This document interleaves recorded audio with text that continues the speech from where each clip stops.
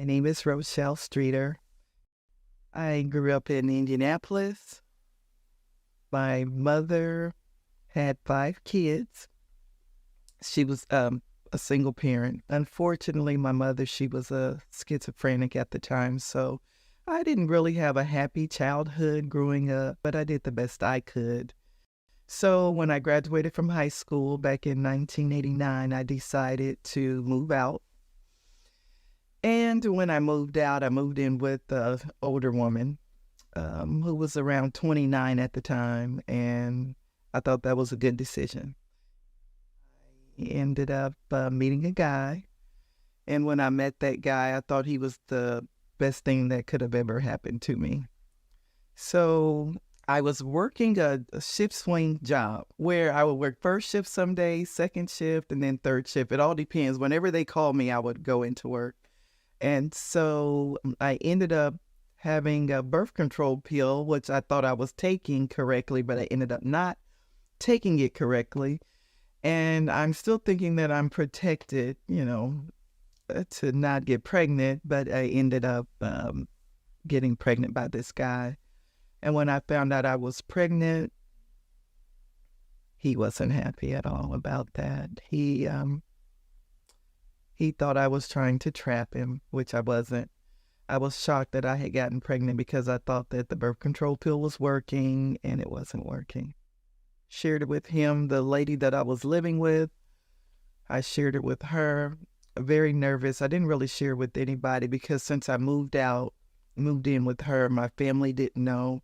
My siblings didn't know. My mother didn't know. So I really didn't have a lot of friends. And one of my high school friends, I shared with her that I was pregnant. So it wasn't a lot of people that knew I was pregnant at the time. So I ended up telling the guy, that I was pregnant and wanted to keep the baby, but he didn't want the baby. He felt that I was trying to trap him, and so he told me that he hated me. He wanted nothing to do with me. And when he said those words to me, I didn't know what to do. And I was devastated, Didn't know which way to go at that time. And I did share with the lady I was living with, and she told me, she's like, oh, well, and the lady that I was living with was Christian. And she told me, she says, oh, well, you can go ahead and get an abortion and I'll pay for it. What? Thinking about it. And so I went to Planned Parenthood and told them what I was thinking. And to me, they were more than happy to help me to abort the baby. They didn't talk to me at all about keeping the baby. They talked to me about how to get rid of the baby. And so I decided that, okay, I'll go ahead and have the abortion. So when they told me I had to wait till I was at least 6 weeks pregnant. So I think I ended up being 7 or 8 weeks when it happened because I had to schedule my time. And I remember the day when it was time for the abortion, I walked into that clinic. There were a lot of people out in front of the clinic telling me, don't do that, don't do it. And so my friend, she was with me, and a couple of people, I guess nurses, I didn't even remember who it was, but they literally did come out and sweep you into the place so you don't listen. But there was a guy that stood in front of me. I never forget. He said, you don't have to do this. And so I ended up having the abortion. And when I had my abortion, I felt like life was ripped out of me, even though it wasn't a traumatic experience as far as the baby being removed. It's just that I knew that a part of me was gone, and I felt that. And when I went back home, I didn't know what to think, what to do.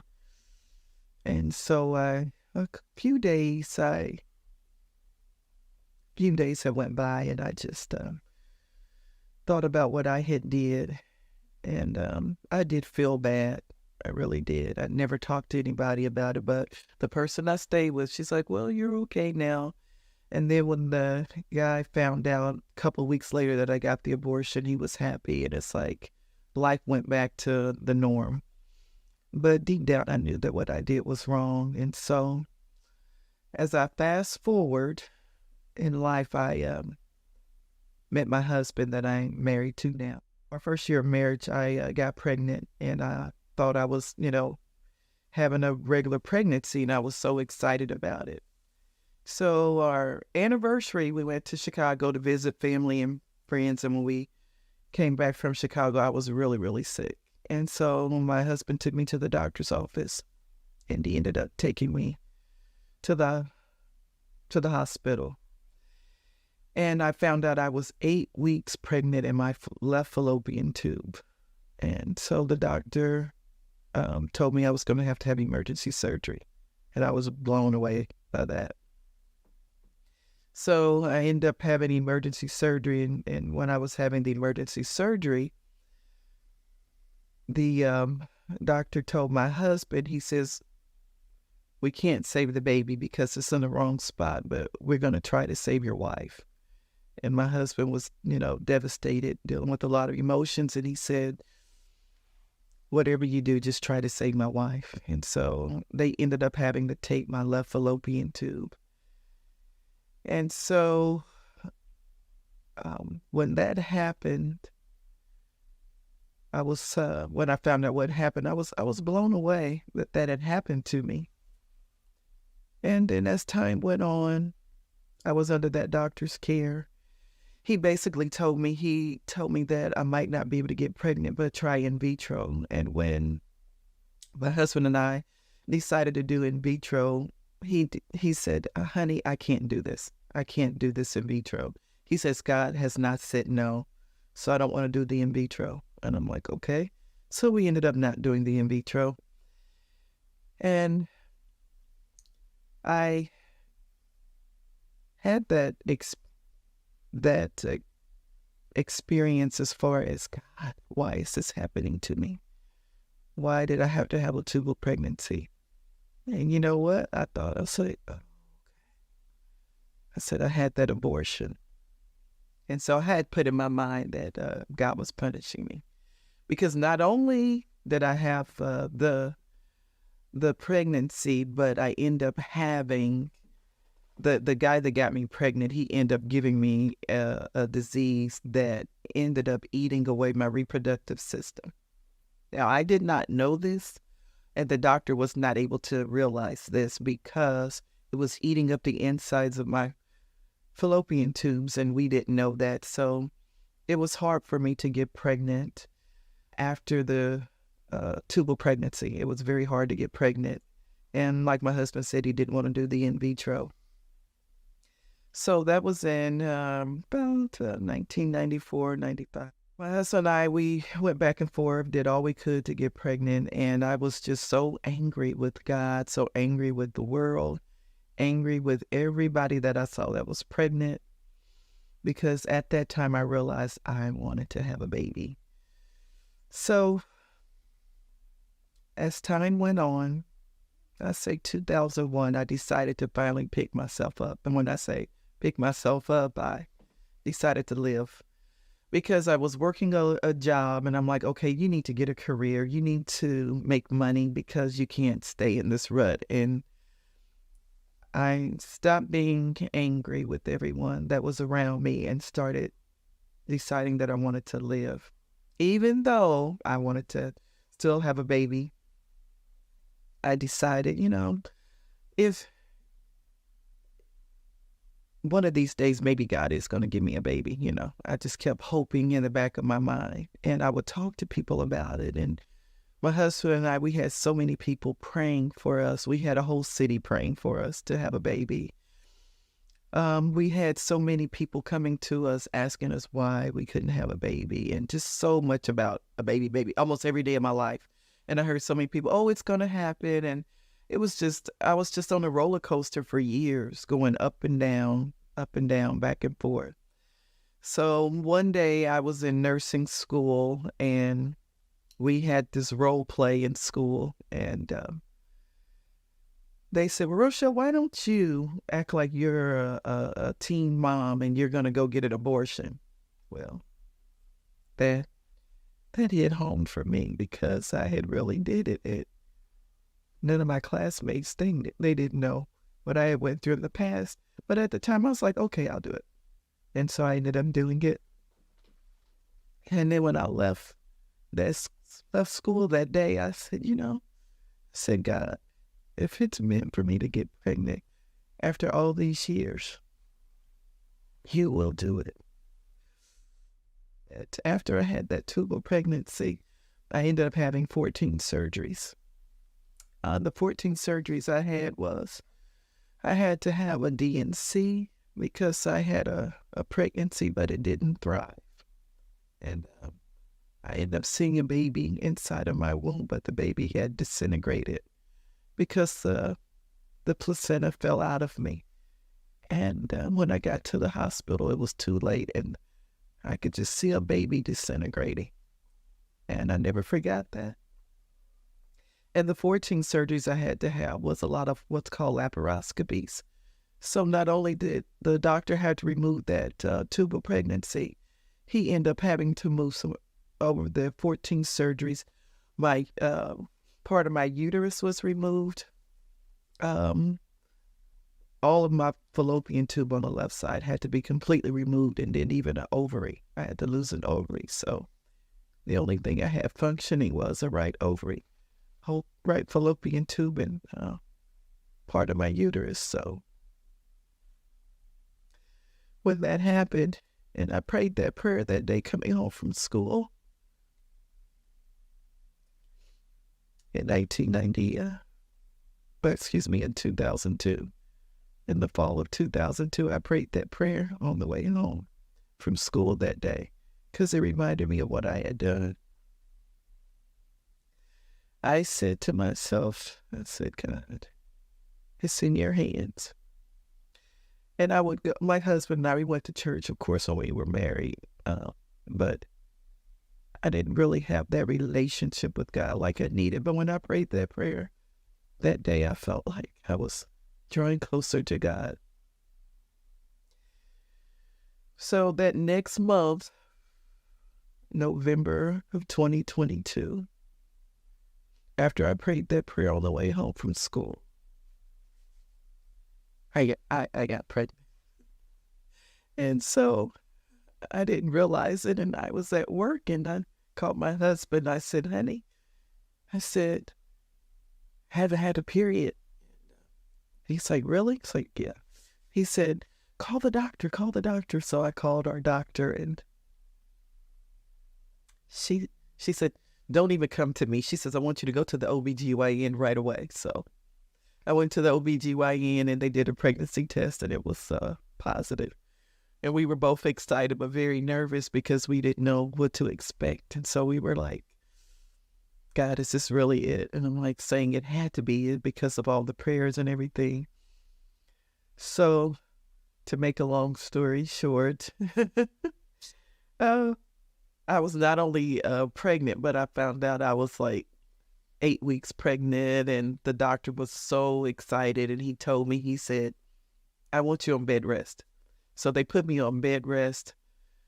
I was taken such good care of during this pregnancy, and it was like God letting me know this is it, but you have to do everything that you need to do to keep this baby. And so I was on bed rest for I think maybe the first couple of months, and then I was healthy and able to go back to work. I went back to work. And then when I went back to work, I want to say I was 7 months pregnant, and by that time, we had shared it with our family and everything. And so I was excited. And then after sharing that experience with everybody and being on bed rest, God put me on bed rest the last 3 months of the pregnancy because he wanted to make sure that we kept the baby. So God had mercy upon me. I drew so much closer to God at that time. And I was like, God, even though I'm did something wrong. I sinned against you years ago. You finally heard my cry and had mercy upon me.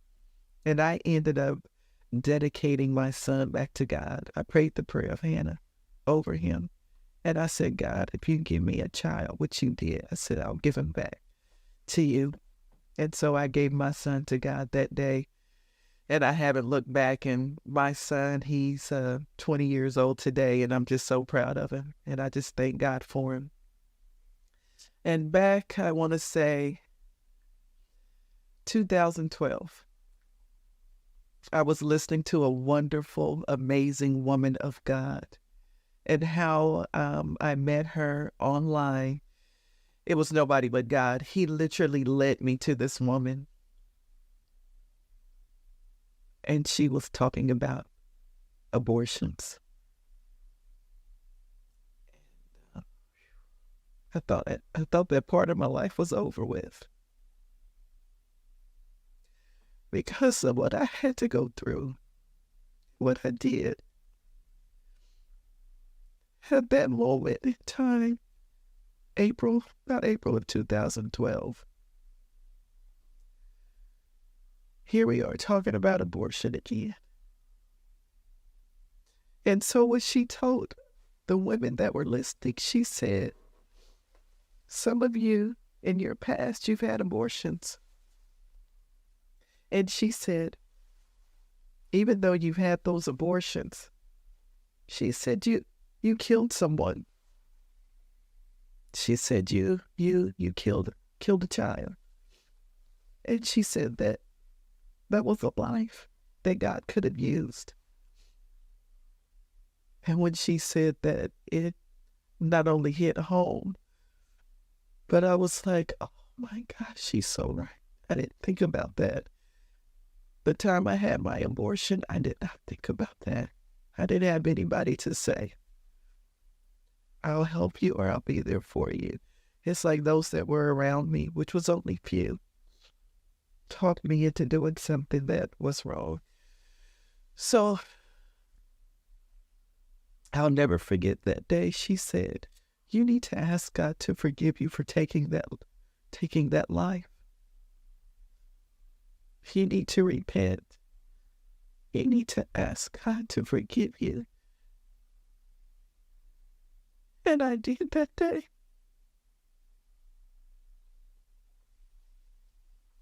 I asked God to forgive me. I told him I was so sorry, because I did not realize what I had done.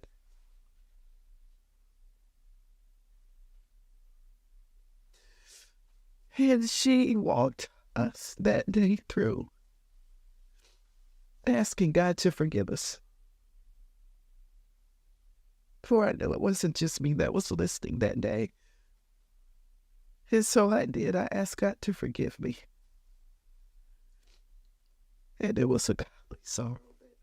I knew that not only did I want to be forgiven, but I was even more grateful that day for having my son, because I knew that God had mercy upon me, and that he had blessed my husband and I with a wonderful son. And after I asked him to forgive me, I had to kind of pause the video because I was crying. So I wept and I wept and I cried. And when I got finished crying, I went back to the video. She says, and now that you've asked God to forgive you, you need to name that baby.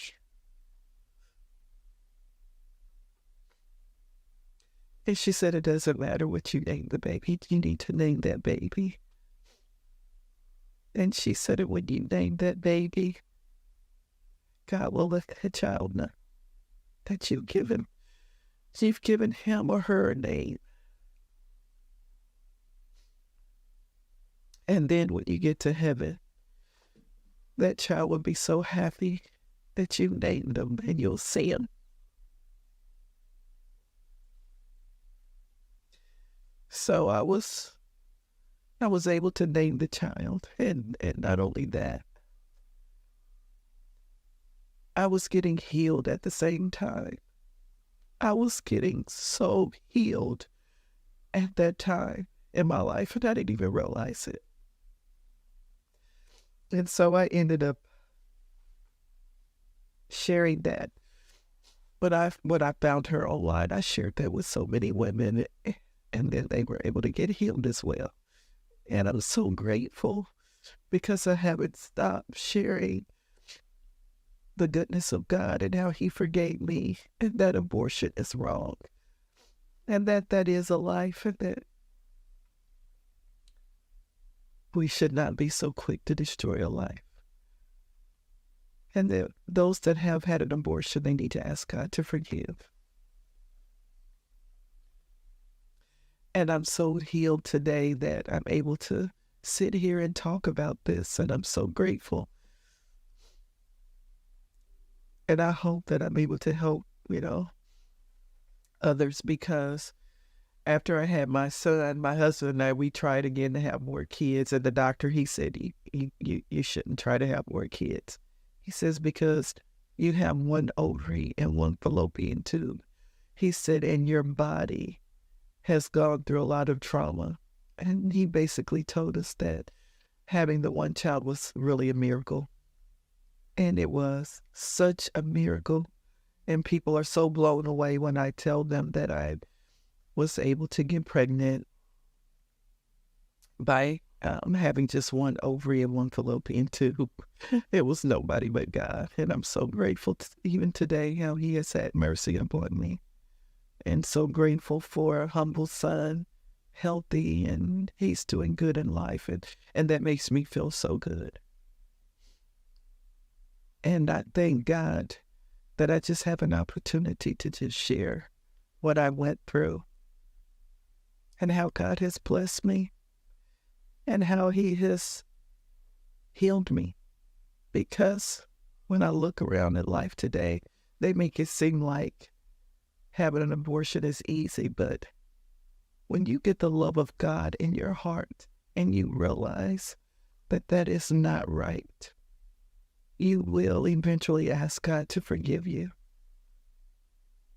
Because God is God and he's so good, and that's just how God works. He's such a loving God. And when you draw closer to God, he will draw closer to you. And you don't have a choice but to give him your heart.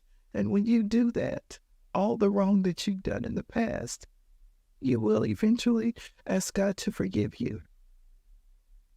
And so God did come into my heart more so than ever that day when I was able to sit and hear the words of asking God to forgive me of the wrong that I did those years ago as a teenager. And I thank God that he has healed me. And I am so grateful today and so glad that I'm able to share with others. The awesome thing about losing a child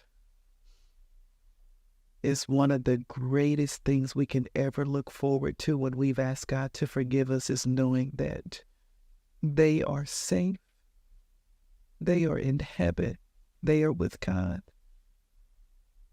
And my oldest sister, who was like a mother to my siblings and I in so many ways, she passed away during COVID, and when she passed away, I finally was able to share with my siblings that when I was a teenager, I had an abortion. And I didn't want to share it with them, but I told them, I said, I'm going to go ahead and let you know, because I was hoping to see my kids before her, but before anyone. But she made it there before us, and she got to see them before me. And so, me sharing that with my family, that was part of my healing as well. And they were so grateful that I shared that with them. My family, they said they had no idea what I went through when I moved away from home. They said, we are so sorry, but thank you for sharing that. And that was part of my healing process as well.